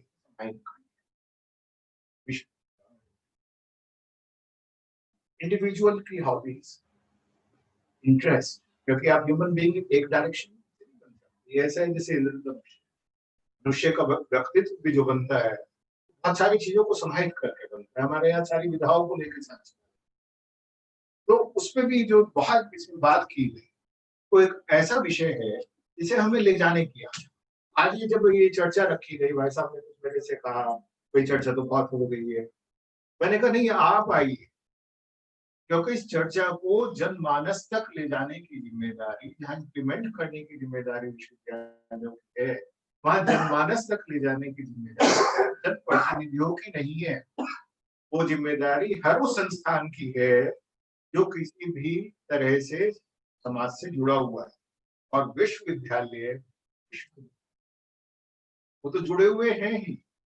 तो ये जो सारी आज की चर्चा है, आप सबने पढ़ा होगा डॉक्यूमेंट, लेकिन उस डॉक्यूमेंट को हम चाहते हैं, आपसे मेरा अनुरोध भी है, अपने पर्सपेक्टिव, जिस समाज से आप आ रहे हैं, जिस क्षेत्र से आप आ रहे हैं, वहाँ के क्या चैलेंजेस हैं, मान लीजिए आप बागपत से आ रहे हैं, वहाँ के क्या चैलेंजेस हैं, आप दूसरे राज्य से आ रहे हैं, वहाँ के क्या चैलेंजेस हैं, आपके समाज में क्या चैलेंजेस हैं, और उसे हमारी नई शिक्षा नीति ये कैसे एड्रेस कर रही है, उसे समझने की जरूरत, और इसलिए समझने की जरूरत है कि उस सारे समझ को हम वहां के स्कूलों में, अपने विश्वविद्यालय में, उसके इम्प्लीमेंटेशन में, बहुत सारे विषय ऐसे हैं जिसपे हम लोग ऑलरेडी काम कर रहे हैं, बहुत पहले से काम कर रहे हैं, पागलपन चला आ रहा है कि ये भी करेंगे, ये भी करेंगे, लोग पूछते थे क्यों करेंगे, वक्त हमें नहीं पता। तो ये जो सारी चीजें हैं, इन चीजों को ले जाने की जरूरत है, बताने की जरूरत है, इम्प्लीमेंट करने की जरूरत है। माननीय प्रधानमंत्री जी पिछले बहुत सालों से कहते आ रहे हैं, from lab to land we have to go. तो लैब टू लैंड खाली हमारा रिसर्च नहीं जाना है, पहले तो हमेशा इसकी बात होती है, what research you are doing वो सोशली रेलिवेंट है भी या नहीं, ये खाली पर्चा छाप। I am sorry, I am using very crude word, वो सोशली रेलिवेंट होनी चाहिए। यदि मैं यहाँ बैठा हूँ और यहाँ बैठ के मैं आसपास की प्रॉब्लम को सॉल्व नहीं कर पा रहा हूँ, तो मेरा होना ना होना। और 90% हमारे जो बड़े संस्थान, अक्सर वो मेरे से नाराज भी हो जाते हैं, IIT दिल्ली के नाराज हो गए, हम लोग साथ थे कई लोग। मैंने कहा भाई, जब दिल्ली में पॉल्यूशन होता है और IIT चुप बैठी रहती है, आपको हम करोड़ों करोड़ों रुपए दे रहे हैं, तो चौथाई भी मुझे दे दो, देखो मेरे मेरठ में क्या लगता है। वो elite institute, centre of excellence के साथ साथ वो आइलैंड ऑफ एक्सीलेंस, मेनलैंड से कटे हुए। शोभित विश्वविद्यालय का हमेशा से उद्देश्य था कि ये मेनलैंड, जिसमें हर उस विषय पे हम लोग बात कर सकें, हर उस विषय को हम एड्रेस कर सकें जो हमारे आसपास। उसके लिए अभी एक नया इनिशिएटिव ऐसा हम लोग ले रहे हैं, वहीं पे मैं बात थोड़ा बिजी रहे, एक SEIZ को लेके आजकल मैं, SEZ तो आपने भी बनवाए भी होंगे और बहुत सारी चीजें हैं। तो SEIZ की मैं बात कर रहा हूँ क्योंकि एक मैं रिपोर्ट देख रहा था हार्वर्ड बिजनेस स्कूल की, जिसमें कहा गया था कि no institution in the world, and it was focused on Asia, use their academic infrastructure more than 26. It means in every university there are 4 universities. 3 to 4 years. If that infrastructure can be used, her school में 2 या 3 school, so instead of making new schools, instead of developing a duplicate infrastructure, if we can use this infrastructure optimally. अब जैसे मान लिया हमारी नई शिक्षा नीति में भी बहुत सारे नए विश्वविद्यालयों की बात की गई, बहुत सारी बातें की, तो उसे लेते हुए एक सोच आई कि हम एक SEIZ बनाएंगे। SEIZ होगा स्किल एंटरप्रेन्योरशिप इनोवेशन जोन। और ये क्या होगा SEIZ? ये SEIZ होगा जब हम अपने इंफ्रास्ट्रक्चर को यूज करेंगे, जब हम आसपास जाके गांव देहात से, स्कूलों से, कॉलेजों से करेंगे, हमारे पास ये अपना आइडिया है, चलो यहाँ उसमें कॉस्ट नहीं लगने वाली है, तो आउटरीच प्रोग्राम है, मेरे बच्चों को, मेरे स्टूडेंट्स को अच्छा लगेगा यदि वो मदद करेंगे। और यदि ऐसे SEIZ बन जाए हर विश्वविद्यालय में, तो 1000 SEIZ यदि पूरे देश में बन जाए और एक SEIZ सिर्फ 20 स्कूलों को एड्रेस कर जाए, 5 गांव 20,000 स्कूल, और हर स्कूल में से यदि हम 20 बच्चे भी एड्रेस कर जाएं, तो मल्टीप्लाई करते चले जाएं, तो देश में ये जो हमारा स्किल डेवलपमेंट मिनिस्ट्री है, 90% काम बिना एक भी पैसा खर्च किए हम लोग कर सकते हैं। तो आजकल मैं उसकी एडवोकेसी भी कर रहा हूँ, मैं एक शुरुआत की हम लोग। तो आपका बहुत बहुत धन्यवाद, आज आप हमारे बीच में आए और बहुत सारी ऐसी बातें जो आपने आज कही रखी, वो एक न्यू एजुकेशन पॉलिसी को दूसरे पर्सपेक्टिव से देखने का हमें उसने मौका दिया है। और मुझे उम्मीद है, क्योंकि यहाँ जो बैठे हैं वो सभी टीचर्स हैं या रिसर्च स्कॉलर्स हैं या स्टूडेंट जो डायरेक्टली हम लोग शिक्षा से जुड़े हुए लोग हैं, तो उस नए पर्सपेक्टिव से, नई सोच के साथ हम लोग इस शिक्षा नीति को न केवल समझने की कोशिश करेंगे, लेकिन इसका इम्प्लीमेंटेशन कैसे हो, हम अप्लाई कैसे करें, अपने संस्थान में बाहर कैसे लेकर उसमें भी काम करेंगे। मैं शोभित विश्वविद्यालय की ओर से आपका बहुत बहुत धन्यवाद भी देता हूँ। ये फॉर्मली अभी रजिस्ट्रार साहब करेंगे भी ये वाला काम, लेकिन मुझे लगा मैं भी थोड़ा सा कर लेता हूँ साथ।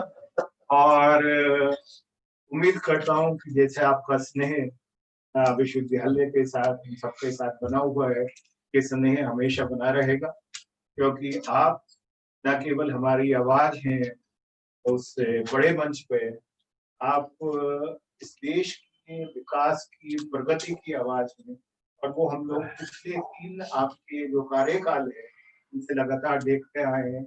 आप सुबह लक्ष्मी जवान पर आई थी डॉक्टर पूनम देवदत्त की, मैं चाहूंगा ऐसी लक्ष्मी वो वास्तव में आए, ऐसा कुछ हो तो हमारे लिए और बहुत बहुत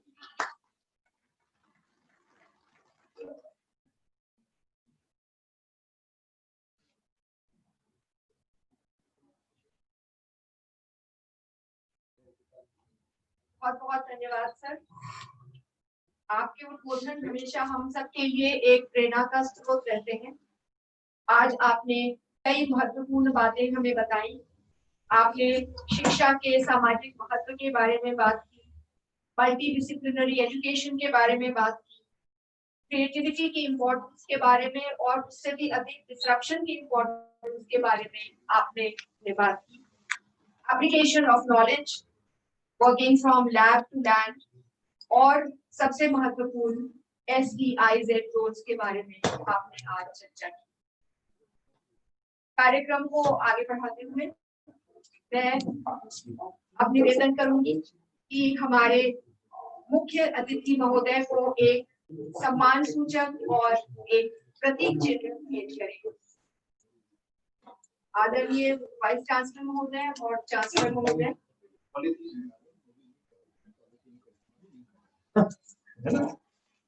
हम एक नोट से बढ़ावा दें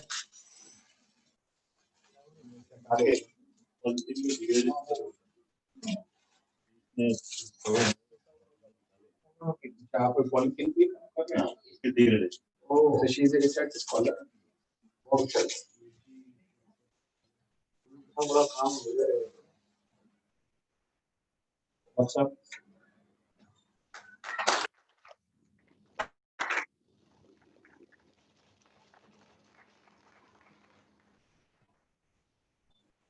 बहुत बहुत धन्यवाद सर। और अब मैं निवेदन करूंगी हमारे रजिस्ट्रार महोदय डॉक्टर गणेश भारद्वाज से, कृपया धन्यवाद ज्ञापित करें।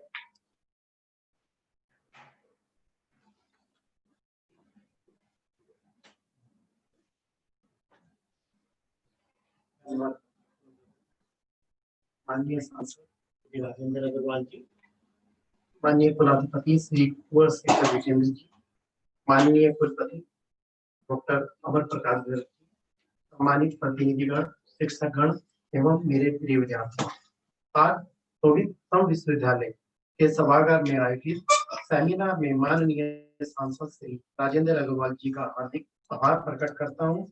ये हमारा सौभाग्य है, श्री राजेंद्र अग्रवाल जी ने अपने अति व्यस्त कार्यक्रम में से हमारे विश्वविद्यालय के लिए समय निकाला और मैं श्री राजेंद्र अग्रवाल जी का विशेष रूप से धन्यवाद देना चाहूँ। उन्होंने अपने विचारों में राष्ट्रीय शिक्षा नीति की आवश्यकता का उल्लेख किया। इस स्वरूप से उन्होंने इस विषय को समझाया व अनुकरणीय है। माननीय सांसद महोदय, हम आपको विश्वास दिलाते हैं कि आपके द्वारा प्रस्तुत विचार हमारे पाठ्यक्रम को आगे ले जाने में हमारी मदद करेगी। मैं माननीय कुलाधिपति महोदय का भी हार्दिक धन्यवाद करता हूँ, जिन्होंने राष्ट्रीय शिक्षा नीति पर अपने विचार किए और विश्वविद्यालय उनके गतिशील नेतृत्व एवं विचारों पर निरंतर प्रगति के पथ पर अग्रसर है। महोदय, आपके द्वारा विश्वविद्यालय को समय समय पर शिक्षा नीति में आए परिवर्तन के बारे में जानकारी प्राप्त होती रही। आपके सुझाव हमारे लिए अनमोल है और इसमें हम शैक्षणिक गुणवत्ता बढ़ाने में बहुत मदद मिलेगी। मैं माननीय कुलपति का भी धन्यवाद करता हूँ, जिन्होंने नवीन शिक्षा नीति पर अपने विचार प्रकट किए। विश्वविद्यालय आपके नेतृत्व में राष्ट्रीय शिक्षा नीति को अपने पाठ्यक्रम में लाने में अग्रसर। अंततः मैं माननीय सांसद श्री राजेंद्र अग्रवाल जी, कुलाधिपति महोदय, कुलपति महोदय एवं सभी अतिथिगण के लिए उनकी उल्लेखनीय उपस्थिति और निरंतर प्रेरणा के लिए भी बहुत आभारी हूँ।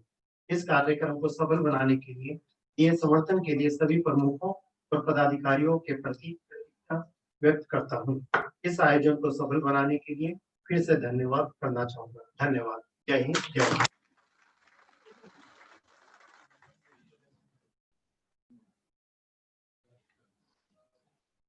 Thank you sir. अब आप सबसे निवेदन है, कृपया राष्ट्रगान के लिए खड़े हो जाएं।